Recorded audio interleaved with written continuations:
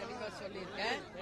நிச்சயமாக கள்ளக்குறிச்சி மக்களுக்கு வெறும் 10 லட்சம் மட்டும் தீர்வு கிடையாது.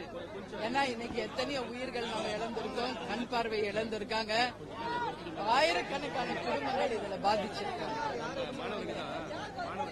அதனால நிச்சயமாக இதுக்கு உரிய தீர்வு கிடைக்கணும் அப்படின்றதுல தேமுதிக நாங்க உறுதியா இருக்கோம்.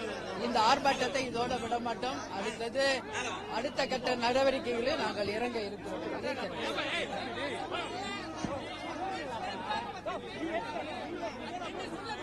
எதுங்க அதான் இப்ப சொன்னல, பெண்களை பாதுகாக்கின்ற அரசுன்னு, அததான் இப்ப என்னோட ஸ்பீச்ல நான் சொன்னேன். நிச்சயமாக இது பெண்களை பாதுகாக்கின்ற அரசு கிடையாது. இன்னைக்கு ஆயிரக்கணக்கான பெண்கள் தங்கள் தாலிகளை இழந்து வாழ்க்கை இழந்திருக்காங்க. பெண்களுக்கு எந்தவித பாதுகாப்பும் கிடையாது. இன்னைக்கு வாழ்வாதாரமே கேள்விக்குறியா இருக்கு. நிச்சயமாக உண்மைக்கு புறம்பானவற்றை தான் சட்டசபையிலே முதல்வர் அவர்கள் பேசிக்கிட்டு இருக்காரு. அவர் சொல்வது ஒன்று, செயல் ஒன்றாக இருக்கிறது. மக்கள் இது எல்லாமே பார்த்துக்கிட்டு தான் இருக்காங்க.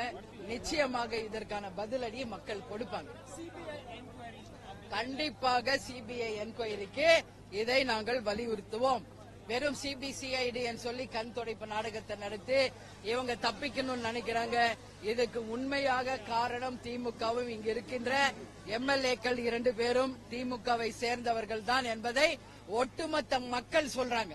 அப்படி இருக்கும்போது இதை நிச்சயமாக சிபிஐ வழக்காக மாற்ற தேமுதிக எல்லா முயற்சிகளையும் நாங்கள் எடுப்போம்.